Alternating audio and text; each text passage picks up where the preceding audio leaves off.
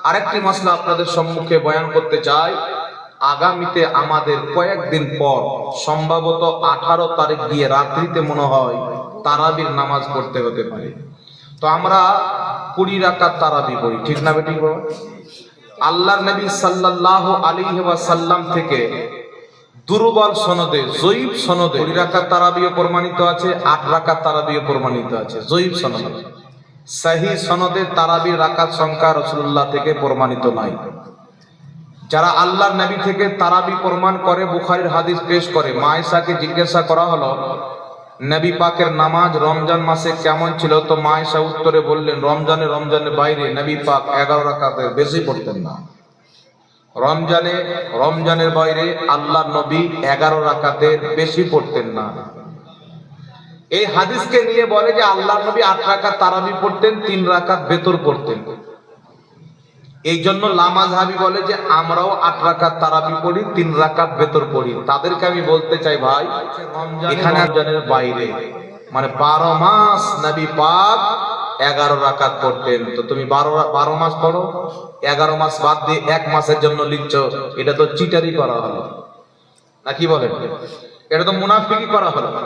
ইমাম ইবনে হাজার আসকালানী রাহমাতুল্লাহ আলাইহি ফাতহুল বারীতে লিখছেন, নাসাবা বাযুহুম ইল্লাল ইসতিরাব। অনেকেই এই হাদিসের মধ্যে ইসতিরাব আছে বলে স্বীকার করেছেন, উল্লেখ করেছেন। কারণ সহিহ মুসলিমে হাদিস মা আয়েশা রাদিয়াল্লাহু তাআলা আনহাই বলছেন যে আল্লাহর নবী যদি কোনোদিন রাতে নামাজ পড়তে না উঠতেন তো তার পরদিন সকালবেলা আল্লাহর নবী মুস্তাফা 12 রাকাত নামাজ পড়তেন। তাহলে 11 রাকাতের বেশি পড়তেন না, এই হাদিস আছে 12 রাকাত পড়তেন। তাহলে দুই রকম হাদিস হলো কি হল না? আরেকজন সাহাবী থেকে বুখারীতে আছে 13 রাকাত পড়তেন। ইখতিলাফ হলো কি হল না? জোরে বলতে হবে।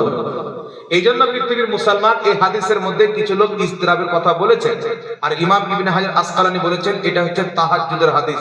লামাযহাবীদের ইমাম সিদ্দিক হাসান ভোপালী আউনুল বারীতে লিখেছেন এই হাদিসটা হচ্ছে তাহাজ্জুদের হাদিস। আর তারাবি তাহাজ্জুদ দুটো নামাজ আলাদা, এক নয়। তারাবি শুধু রমজান মাসে হয়, তাহাজ্জুদ 12 মাস হয়, ঠিক না বেটা? যদি তারাবির নামাজটাই তাহাজ্জুদ হতো তো তারাবির নামাজ পড়ার পরে তাহাজ্জুদের নামাজের আর দরকার ছিল? কথা বলতে হলো।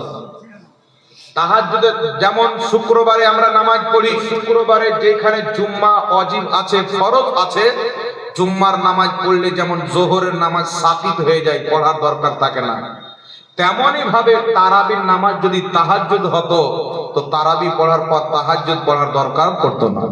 ইমাম ইবনে কুদামা আল মুকনি কিতাবে লিখছেন, যদি কোনো ব্যক্তি তাহাজ্জুদ পড়ার ইচ্ছা রাখে রমজান মাসে, তাহলে তারাবির নামাজ পড়ে ভেতরের নামাজকে হাতে রাখবে। ভেতরের নামাজকে হাতে রাখবে, তারাবি পড়ে একটু ঘুমিয়ে যাবে, যখনই চোখ খুলবে আগে তাহাজ্জুদের নামাজ পড়বে, তারপর ভেতর পড়বে। কথা বুঝতে পারছেন? ইমাম আহমদ বিন হাম্বল 10 লক্ষ হাদিসের হাফিজ, তিনি বলতেছেন তারাবির নামাজ পড়ে যদি তাহাজ্জুদ নামাজ পড়তে চায় তাহলে ভেতর নামাজ তাহাজ্জুদ পড়ে লাস্টে ভেতর নামাজ পড়বে। তো এখানে তারাবি তাহাজ্জুদ যদি একই নামাজ হতেন তো তারাবি পড়ার পর তাহাজ্জুদ পড়ার প্রশ্নই আসতো না। এটা মূর্খরা তৈরি করেছেন। এমনকি যে লামাযহাবী যারা বলে তাহাজ্জুদ তারাবি এক, তাদের কিতাব ফাতাওয়া সানাইয়াতে তাদের ইমাম সানাউল্লাহ আমৃতসারি বলছে তাহাজ্জুদের তারাবির নামাজ প্রথম রাতে, তাহাজ্জুদের নামাজ হলো শেষ রাতে। তারাবি পড়ার পরেও তাহাজ্জুদ পড়তে হয়, তাহাজ্জুদ পড়া যায়, কারণ তারাবি তাহাজ্জুদ দুটো এক নামাজ নয়, আলাদা নামাজ। কথা বুঝতে পারছেন? এই জন্য পৃথিবীর মুসলমান এই হাদিস দিয়ে 8 রাকাত তারাবি প্রমাণ করা যাবে না। আরেকটি কথা আপনাকে বলি, তারা হানাফি মাযহাবের কিছু দলিল পেশ করে যে ইমাম মুল্লা আলী কারি মিরকাতে যে আল্লাহর নবী থেকে 11 রাকাত সুন্নাত দ্বারা প্রমাণিত, 11 রাকাত সুন্নাত দ্বারা প্রমাণিত। ইমাম মুল্লা আলী কারির এটা গ্রহণযোগ্য কল নয়। উনি নিজেই 20 রাকাত তারাবির প্রতি পড়তেন, আর উনি বলেছেন যে 20 রাকাত তারাবির প্রতি উমর ফারুকের যুগে ইজমা হয়ে গেছে। যেটা ওনার গ্রহণযোগ্য কল নাই। আর যদি এটাকে নিয়ে লামাযহাবী 8 রাকাত প্রমাণ করতে চায় তো তাদের ইমাম ইবনে তাইমিয়া আল মুহাররার কিতাবে লিখেছেন 20 রাকাত তারাবির নামাজ পড়া হচ্ছে সুন্নাতে মুআক্কাদা। জোরে বলেন সুবহানাল্লাহ। তাহলে এর উত্তর কি থাকবে? এই জন্য পৃথিবীর মুসলমান উম্মত যেটাকে গ্রহণ করেছে যুগ যুগ থেকে, ওটা হচ্ছে 20 রাকাত তারাবি। আর একটা তারা হাদিস পেশ করে 11 রাকাতের। ইমাম মালিক রাহমাতুল্লাহ আলাইহি মুওয়াত্তা ইমামে মালিকে উল্লেখ করেছেন যে আল্লাহর নবী সাল্লাল্লাহু আলাইহি ওয়াসাল্লামের সাহাবী উমর ফারুক 11 রাকাত তারাবি পড়ার আদেশ দিয়েছিলেন।